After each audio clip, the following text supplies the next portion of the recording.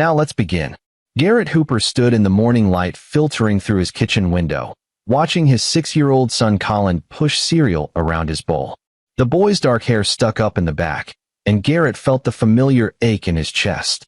Colin had his mother's eyes, the same deep brown that used to catch the light when Valerie laughed.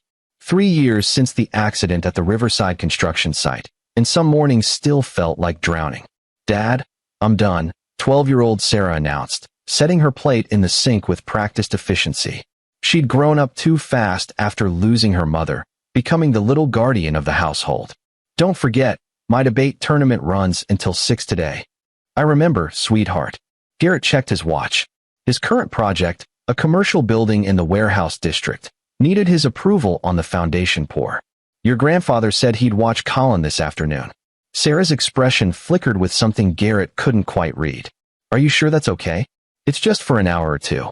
Grandpa Glenn's been asking to spend more time with you too." Garrett didn't mention how insistent Glenn Rogers had been lately, how their phone conversations had shifted from coldly polite to oddly eager. The relationship with his father-in-law had been strained since the day Valerie died. Glenn had arrived at the hospital with accusation in his eyes, his grief transforming into rage that needed a target. Garrett had been the project manager for Riverside Plaza, had approved the scaffolding company, had sent his wife to that 7th-floor inspection. The liability investigation cleared him completely. The scaffolding company had falsified their certifications, used substandard materials, but Glenn Rogers never accepted those findings. "He's just been different lately," Sarah said quietly. "Like he's planning something." "Different how?" Garrett asked, but Sarah just shrugged, grabbing her backpack. At 12, she was perceptive beyond her years, but Garrett chalked it up to the awkwardness that defined most interactions with Glenn. The man had barely spoken to him at Thanksgiving, had spent Christmas making pointed comments about negligent fathers and justice delayed. The afternoon sun beat down on the construction site as Garrett reviewed the foundation plans with his site supervisor, a gruff veteran named Russ Hobbs. The concrete trucks were lined up, ready to pour, but something about the rebar placement looked off. "This isn't matching the engineer's specs," Garrett said, pointing to a section where the reinforcement bars seemed too widely spaced. "We pour like this, and we'll have structural issues in 5 years." "The contractor said it would save us 3 days and 15 grand, Russ replied, but he was already pulling out his phone to call the rebar crew back. This was why Garrett had a reputation for being difficult. He never cut corners, never signed off on work that might fail. Not after Valerie. His phone buzzed. "Glenn Rogers. Have Colin ready by 2 p.m. We'll pick him up." Garrett frowned. They'd agreed Glenn would watch Colin at Garrett's house, not take him somewhere. He typed back, "I'll drop him at my place. You can watch him there." The response came immediately. "My house better. Have his old room set up. Valerie's old toys." Something cold settled in Garrett's stomach. Valerie's childhood home had been sold 2 years ago. Glenn lived in a ranch-style house across town now, built in the 70s, the kind of place with wood paneling and a musty basement. There was no old room for Colin, no toys from Valerie's childhood. But before Garrett could respond, another text arrived. "Sarah doesn't need to know. Just Colin. Quality time with grandson." Red flags were rising, but Garrett forced himself to breathe. Maybe Glenn was confused, or maybe he'd saved some of Valerie's things that Garrett didn't know about. The old man was 62, still sharp, but grief did strange things to people. 3 years of barely contained rage could manifest in odd ways. "Problem, boss?" Russ asked, watching Garrett's expression. "Family thing. My father-in-law wants to take Colin for the afternoon." "The one who blamed you for the Riverside incident." Russ knew the whole story. Everyone in the construction community did. "You sure that's smart?" "He's been trying to reconnect. Maybe he's finally working through his grief." Even as Garrett said it, he didn't quite believe it. But what was the alternative? Deny a grandfather access to his grandson because of a vague feeling of unease? At 2 o'clock, Garrett pulled up to his 2-story colonial in the suburbs, Colin chattering about his day at first grade. Glenn's white pickup was already in the driveway, and the old man stood on the porch, hands in his jacket pockets. He'd lost weight since Valerie's death, his face more angular, eyes harder. "Colin, my boy." Glenn's smile looked practiced, like he'd rehearsed it in a mirror. "Ready for an adventure with Grandpa?" Colin hesitated, pressing against Garrett's leg. "Where are we going?" "My house." I've got a surprise for you. Glenn's eyes flicked to Garrett. Have him back by 7. That work? I thought you were watching him here, Garrett said carefully. Change of plans. Come on. Garrett, you don't trust me with my own grandson. The edge in Glenn's voice was sharp enough to cut. Or are you going to take him away from me like you took my daughter? The words hung in the air between them. Colin looked up at Garrett with confused eyes, and Garrett made a decision he'd regret for the rest of his life. 7 o'clock, Glenn. Not a minute later. Bye, buddy. Be good for Grandpa. Garrett watched Colin climb into Glenn's truck, that cold feeling in his stomach growing stronger. He pulled out his phone and texted Sarah. How's the tournament? Semifinals, came the immediate reply. We're crushing it. Colin with Grandpa Glenn. Yeah, call me when you're done. Garrett drove back to the site, but he couldn't focus. Russ noticed him checking his phone every few minutes, finally suggesting he head home early. Foundation's not pouring until tomorrow anyway. Go be with your kids.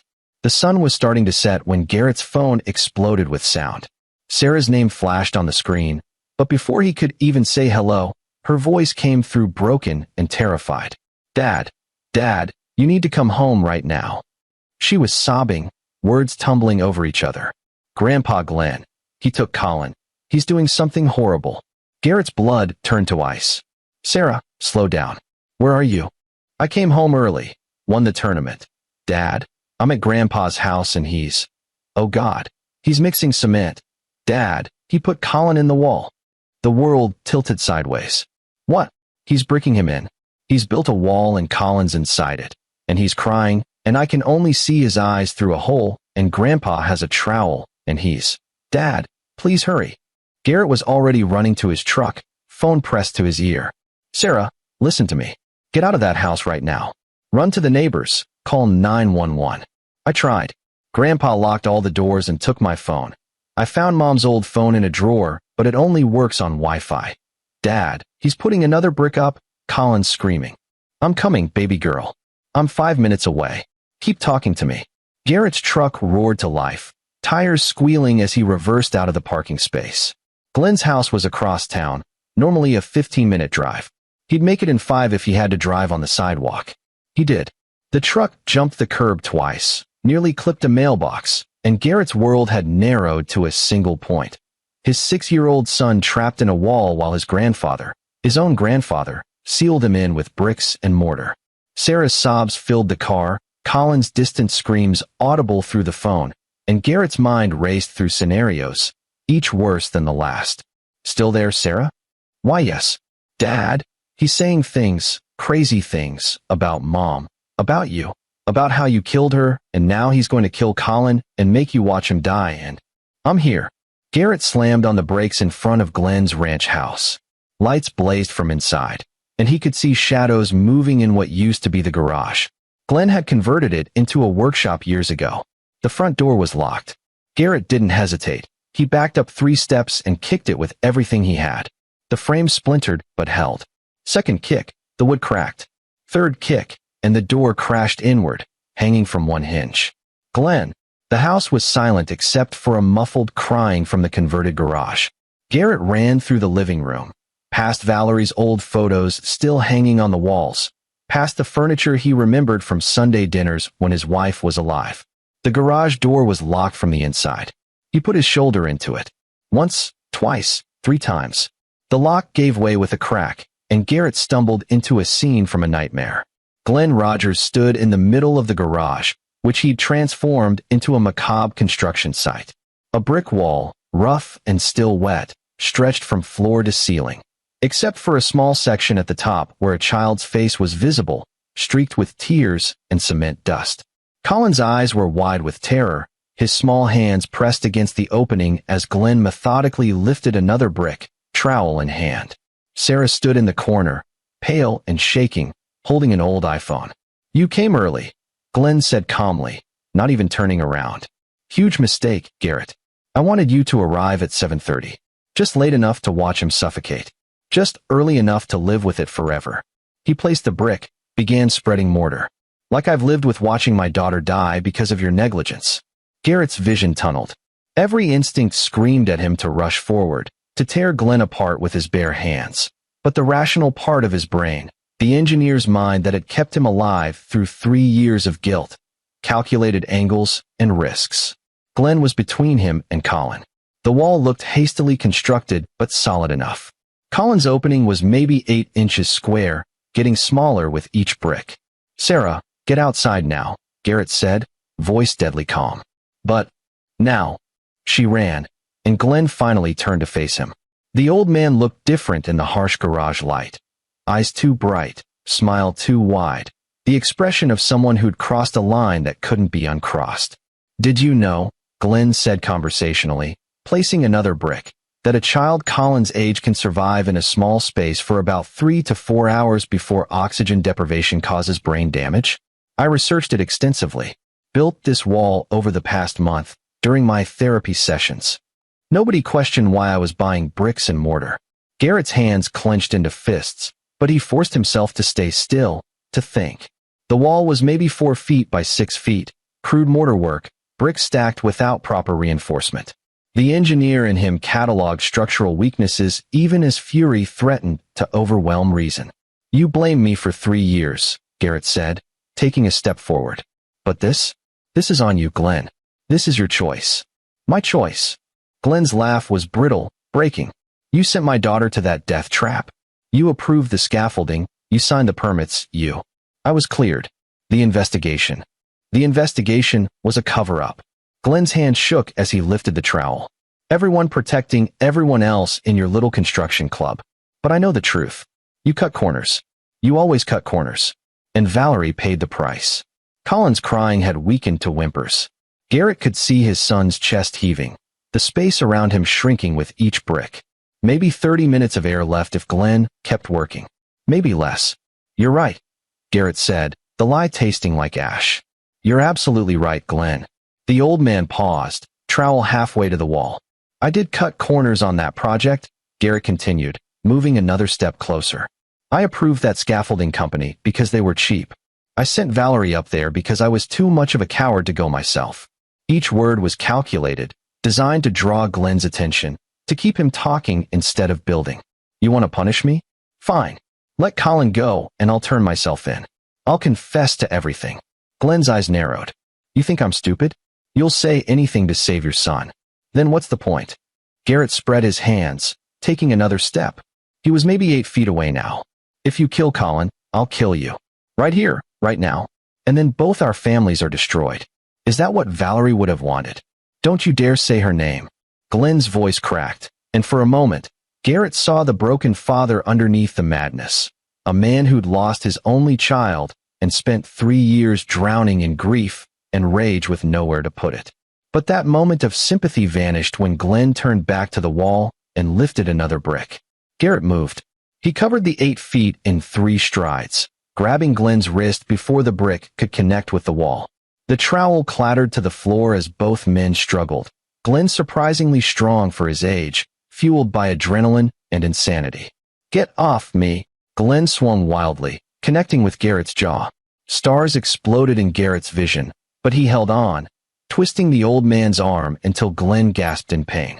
They crashed into a workbench, tools scattering. Glenn's hand closed around a hammer, and Garrett barely blocked the swing aimed at his head. The hammer glanced off his shoulder, sending pain lancing down his arm, but he used the momentum to drive Glenn backward into the wall. The brick wall, still wet, unstable. The impact sent cracks spiderwebbing through the mortar. Bricks shifted, and Colin screamed as his small breathing hole started to crumble. Garrett's heart lurched. He'd just made everything worse. Glenn laughed, blood trickling from his split lip. "See? You destroy everything you touch. Just like you destroyed my daughter." But Garrett had stopped listening. His eyes were on the wall, on the structural failure he'd just caused. The bricks in the top section were loose now, mortar not set, the whole thing unstable because Glenn had rushed the job, hadn't used proper technique, hadn't let lower courses set before building higher. All the weaknesses Garrett had cataloged in those first seconds came flooding back. He released Glenn and grabbed the workbench, dragging it toward the wall. "What are you, no?" Glenn tried to stop him, but Garrett shoved him aside with enough force to send the old man sprawling.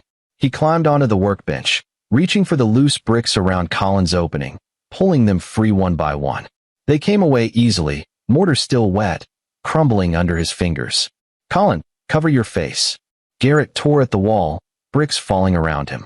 Glenn was screaming something, scrambling to his feet, but Garrett was operating on pure instinct now.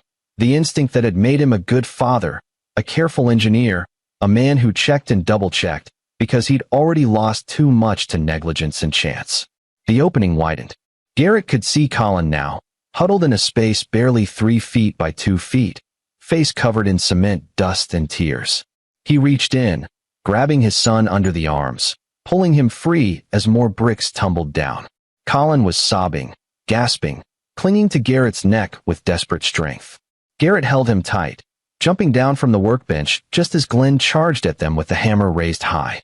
The old man was beyond reason now, beyond anything but rage.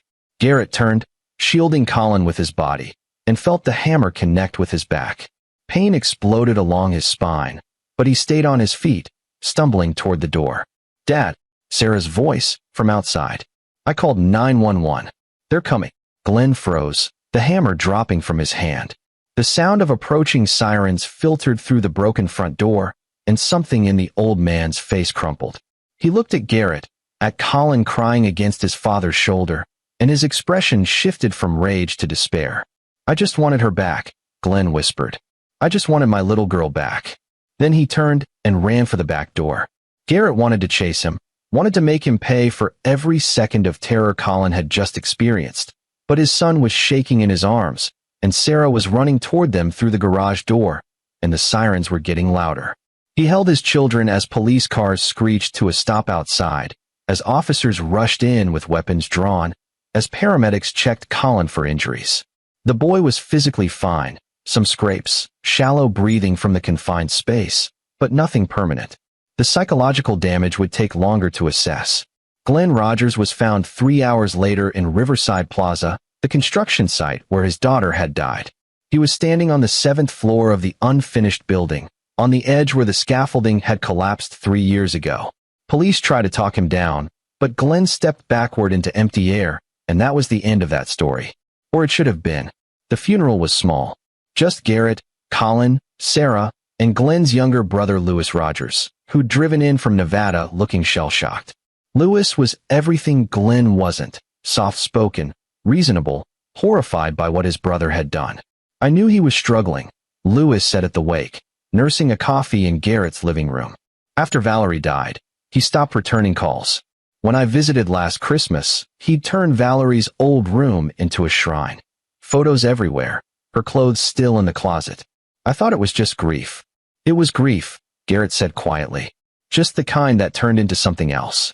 Colin was upstairs with a trauma counselor Sarah had found online, the third one they'd tried. The first 2 had seemed too clinical, too detached. This one, a kind woman named Amy Foley, actually got through to him, getting Colin to talk about the dark box Grandpa had put him in. Sarah sat next to Garrett on the couch, her 12-year-old face too serious, too knowing. She'd saved her brother's life by calling Garrett, but she'd also witnessed her grandfather's complete breakdown. "Some things you don't unsee. There's something you should know," Louis said, setting down his coffee. "I've been going through Glenn's house, had to clear it out for the estate. Found some things in his basement. Journals, mostly. Plans." Garrett's skin prickled. "Plans for what?" "For Colin. He'd been planning this for months, maybe longer. The journals go back almost 2 years. Started with fantasies about making you suffer like he was suffering. Progressed into actual logistics, how to build the wall, what materials to use, how long a child could survive in a confined space." Louis pulled out a leather-bound notebook, hands shaking. "But there's more. Glenn wasn't just planning to wall Colin up. That was just the beginning." The notebook was filled with Glenn's neat handwriting, pages and pages of calculations and diagrams. Garrett flipped through them, his stomach turning with each page. There were blueprints for the wall, yes, but also detailed plans for what came after. Glenn had intended to keep Colin in the wall just long enough to cause permanent psychological damage, but not death. Then he was going to pull him out, call the police, and claim Garrett had done it. He'd set up a whole false trail. Text messages he'd planned to send from Garrett's phone. He had Garrett's passwords from years ago when Valerie was alive. Security footage he'd disabled and planned to re-enable at specific times, Even a storage unit filled with construction materials registered under Garrett's name. He was going to frame you, Lewis said unnecessarily. Make it look like you'd snapped and tried to kill your own son. The wall building was supposed to be poetic justice, the builder destroyed by building. Sarah made a small sound of distress, and Garrett pulled her closer. He's gone now. He can't hurt us anymore. But Lewis shook his head. That's the thing, Garrett. I don't think he was working alone. The room went very quiet. What do you mean? Garrett asked carefully. Lewis flipped to the back of the journal, where loose papers were stuffed between the pages. These are emails. Printed out, dated over the past 18 months. Glenn was corresponding with someone, another father who lost a child in a construction accident. Someone who blamed you for it. Garrett's mind raced. Riverside Plaza had been cleared of any wrongdoing, but the scaffolding company had gone bankrupt in the lawsuits. The owner, what was his name? Harvey something, had been financially ruined, lost everything. He'd had a daughter working as the company's safety inspector. She'd been on the scaffolding when it collapsed, fell 7 stories alongside Valerie. Harvey McConnell, Garrett breathed. That's the name on the emails. He and Glenn found each other in some online grief support group. Started feeding each other's rage. According to these emails, Harvey wanted in on the revenge. Said he had his own plans for you. Garrett stood, began pacing. Harvey McConnell lost his business, his daughter, his house. Last I heard, he'd moved somewhere down south, dropped off the grid. These emails are from 2 months ago, Lewis said. He's not down south anymore. He's here, in town. And according to Glenn's last email to him, Lewis's face went pale. Harvey was supposed to be the backup plan. If Glenn failed to finish what he started with Colin, Harvey was going to target Sarah. The world tilted again. Garrett looked at his daughter, at her wide brown eyes, Valerie's eyes, and felt a rage unlike anything he'd experienced in Glenn's garage. That had been hot fury, instinctive and immediate. This was cold, calculated, the kind of anger that didn't explode but compressed into something dense and hard. Show me everything, Garrett said. Over the next 2 days, Garrett became someone he didn't entirely recognize. He read every email, every journal entry, every scrap of Glenn's mad planning. Lewis helped, horrified but determined to make amends for his brother's actions. They built a timeline, a profile of Harvey McConnell, a man who'd lost everything and decided someone needed to pay. The emails revealed a partnership built on mutual hatred and shared grief. Harvey had encouraged Glenn's plans, provided logistical support, even sent money to help buy the bricks and mortar. In return, Glenn had agreed to let Harvey have his turn afterward. Sarah was specifically mentioned as Harvey's target because she was older, more aware, would understand what was happening to her. Garrett reported everything to Detective Russ Hobbs, no relation to his site supervisor, who'd been assigned to Glenn's case. But Hobbs was skeptical. These emails could be faked, the detective said, reviewing the printouts in Garrett's living room. Even if they're real, threatening someone isn't the same as attempting to hurt them. Without concrete evidence that McConnell is planning something imminent, my hands are tied. He corresponded with Glenn for 18 months about murdering my children. I understand your concern, Mr. Hooper. We'll investigate. But right now, we don't even know where McConnell is. These emails route through VPNs and encrypted services. Could take months to track him down, and even then, he could claim it was all fantasy. Venting, never intended to act on it. Hobbs closed his notebook. Keep your kids close. Install a security system. I'll do what I can, but legally, there's not much here. After Hobbs left, Garrett sat in his kitchen with Lewis, Sarah upstairs with Colin, both kids unaware of the new threat. The house felt too open suddenly, too many windows, too many ways in. What are you going to do? Lewis asked. Garrett looked at his hands, the hands that had torn down Glenn's brick wall, that built structures meant to last, that had held his dying wife in a hospital room 3 years ago. He'd spent his whole career following rules, checking regulations, doing everything by the book because cutting corners killed people. But the book had failed him. Glenn had nearly murdered Colin despite all the rules and laws and investigations. And now Harvey McConnell was out there somewhere, planning God knows what, and the police couldn't touch him until he actually hurt someone. I'm going to find him, Garrett said quietly. And I'm going to make sure he never threatens my family again. Lewis's eyes widened. Garrett, you can't. Can't what? Protect my children? The law says I have to wait until he actually hurts Sarah before I can do anything. Well, I'm not waiting. But how do you even find him? The police can't track him. Garrett stood, went to his home office, pulled out his laptop. Harvey McConnell owned a scaffolding company. He knows construction, materials, logistics, same as me. He's not going to approach this randomly. He's going to plan, prepare, build towards something. And to do that, he needs supplies. Over the next 3 hours, Garrett did what he did best. He built a model. Not a physical one, but a logical framework of how someone like Harvey would operate. The emails mentioned that Harvey was broke but resourceful, that he'd been learning new skills to prepare for his revenge. Glenn had sent him $5,000 2 months ago. Garrett started searching hardware stores in the Tri-County area, looking for bulk purchases of materials similar to what Glenn had bought. Home improvement centers, lumber yards, anywhere someone planning something elaborate might shop. He used his construction industry connections, people who owed him favors, suppliers who remembered him as the guy who never cut corners. On the second day of searching, he got a hit. A woman named Francisca Romero who managed a hardware store in the industrial district called him back. You were asking about unusual purchases? Large amounts of specific materials? I've got security footage from 3 weeks ago. Guy came in, paid cash for 600 feet of chain link fencing, for industrial padlocks, and a dozen motion sensors. Gave me the creeps. Said he was building a special kennel. Can you send me the footage? 20 minutes later, Garrett was staring at grainy black and white video of a man in a baseball cap and sunglasses. But the gait was familiar. Garrett had seen Harvey McConnell walk across construction sites dozens of times before the accident. Same slight limp from an old injury, same way of carrying himself. That's him, Garrett breathed. He enhanced the video as much as possible, zoomed in on the truck Harvey had been driving. Partial license plate, Virginia tags. Garrett called Hobbs, but the detective said it would take days to run the plate officially, and even then, it might be stolen or registered to someone else. Garrett didn't have days. The emails had mentioned Harvey planning to act soon after Glenn made his move. Glenn had died 5 days ago. The clock was ticking. So Garrett took a page from Harvey's own book. He went hunting. The industrial district where Francisca's hardware store was located covered maybe 15 square miles of warehouses, abandoned buildings, and self-storage facilities. A lot of places someone could hide while planning something terrible.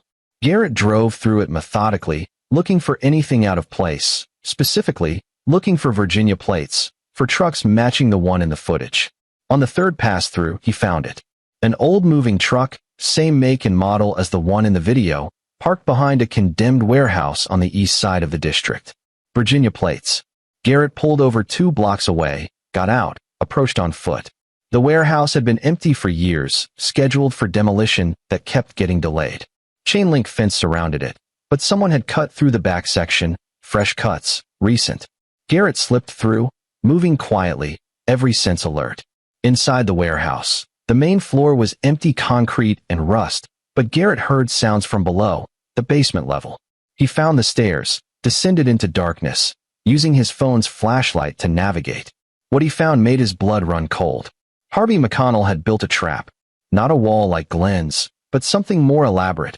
A cage made of chain link fencing, maybe 8 feet by 8 feet, with motion sensors attached to the corners. Inside the cage was a chair, restraints hanging from the armrests. On a workbench nearby, tools were laid out with surgical precision, pliers, blowtorch, knives, a camera on a tripod, and photographs, dozens of them, tacked to a corkboard.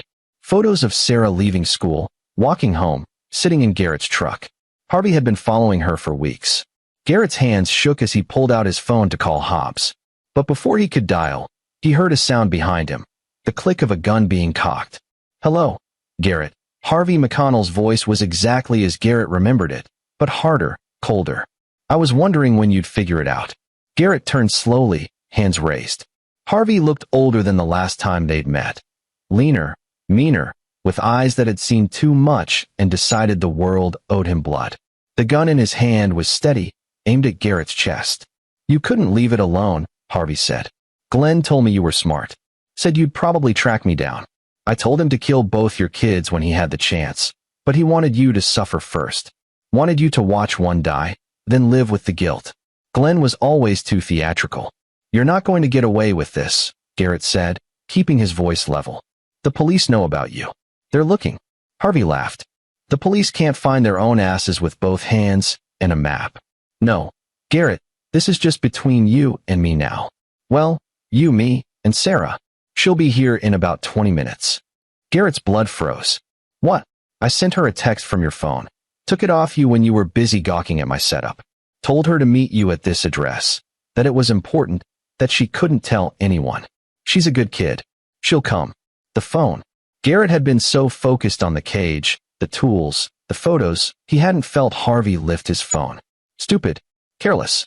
And now Sarah was on her way to a death trap. So here's what's going to happen, Harvey continued. Sarah arrives. You both get in the cage. I lock you in and let the fun begin. I was planning to start with her while you watched, return the favor of watching my daughter die, but having you both here is even better. Glenn's mistake was making it quick. I'm going to take my time. Garrett's mind raced. The gun was a problem, but Harvey was talking, explaining, the classic villain mistake. That meant he wanted Garrett to understand, to suffer mentally before the physical suffering began. That bought time. Your daughter's death wasn't my fault, Garrett said. The scaffolding company lied about their certifications. They used substandard materials. I was cleared. You were cleared by your buddies in the construction industry. Everyone protecting everyone else. But I lost everything. My business, my daughter, my wife left me. I live in a fucking truck. And you? You gotta keep your family, your job, your nice house. Harvey's hand tightened on the gun. Not anymore. Harvey, think about this.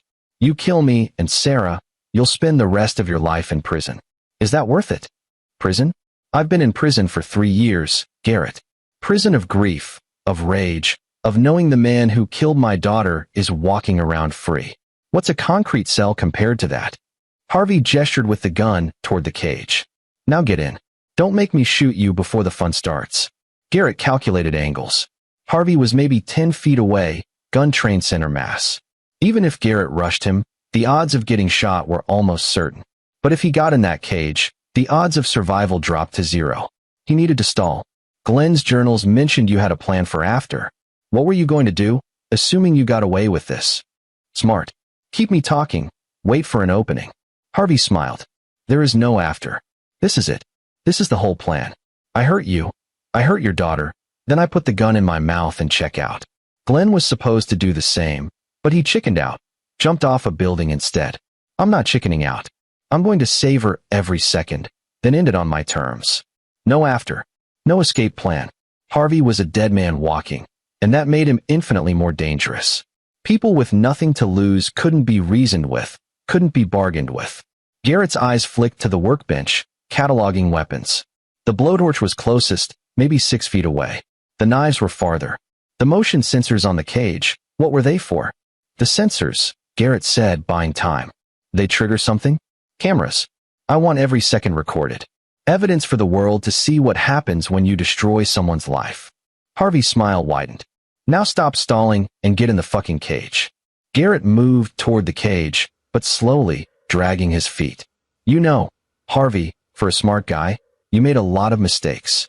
Oh, enlighten me. First mistake, telling me the plan. Now I know exactly what to avoid. You're in a basement with a gun pointed at you. Doesn't matter what you know. Second mistake, motion sensors on the cage.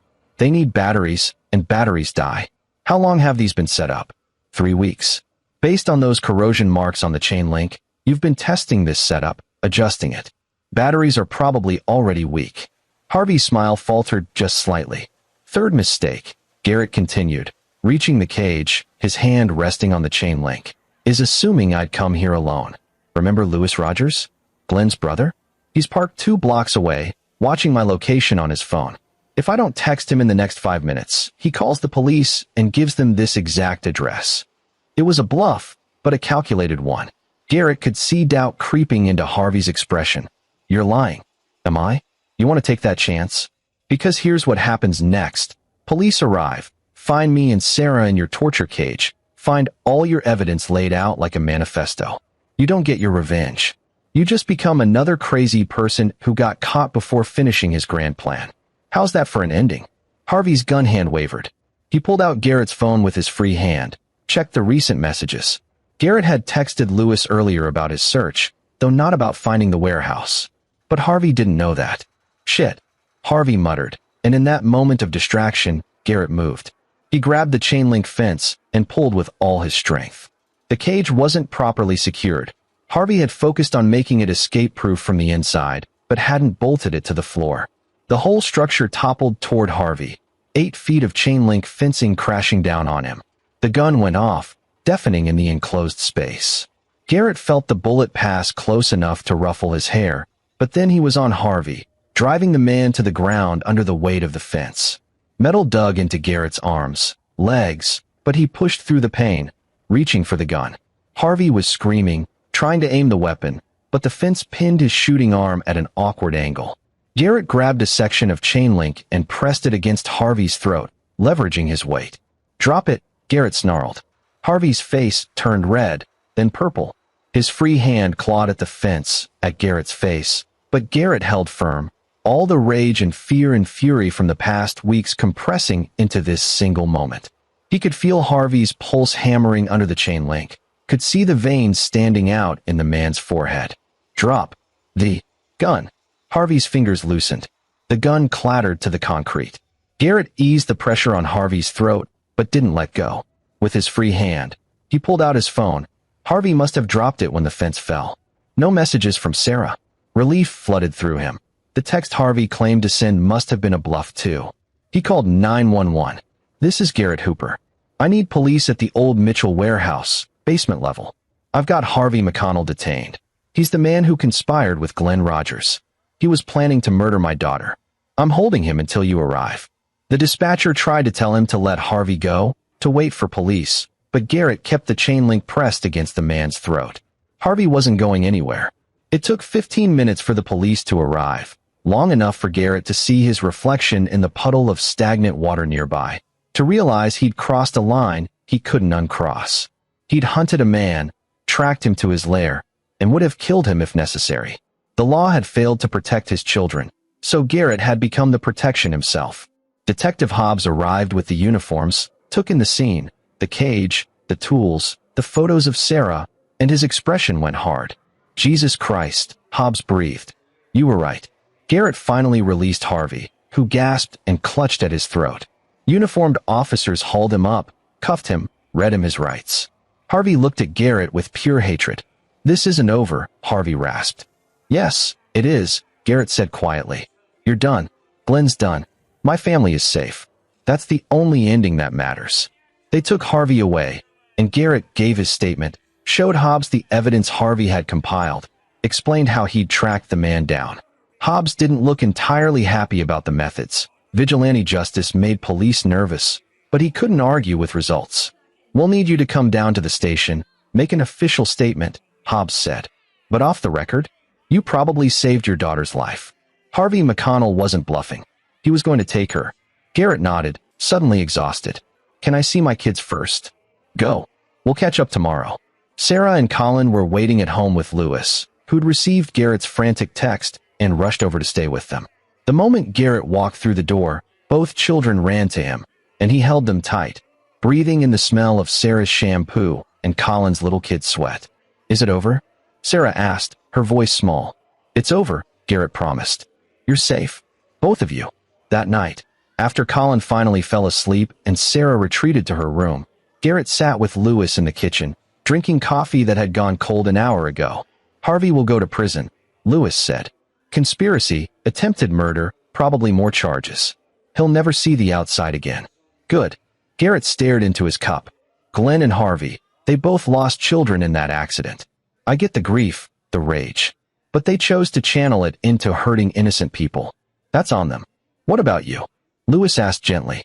"What are you going to do now?" Garrett thought about it. His construction career would continue. He was good at his job, meticulous and careful. His kids would heal, with time and therapy. The house would feel safer once he installed the security system he should have installed years ago. But something had changed in him. He'd tracked down a killer, held a man's life in his hands, made a choice to be the protector when the system failed. That wasn't something you came back from unchanged. "I'm going to be there for my kids," Garrett said finally. "And I'm going to make sure no one ever hurts them again." Lewis nodded, understanding. They sat in silence for a while. Two men who'd both lost people they loved. who'd both been touched by the madness that grief could become. Outside, the city lights glittered in the darkness. Inside, Sarah and Colin slept soundly in their beds, safe behind locked doors, and a father who would burn down the world before he let anyone hurt them again. The nightmare was over, but the lessons remained. 2 months later, Garrett stood in the office of his construction firm, reviewing plans for a new project. His partner, Russ Hobbs, the site supervisor, not the detective, was explaining some concerns about the foundation work. "These specs look over-engineered," Russ said, pointing to the reinforcement bars. "We could save money by—" "No," Garrett said firmly. "We build it right, or we don't build it at all. I'm not cutting corners. Not ever." Russ nodded, didn't argue.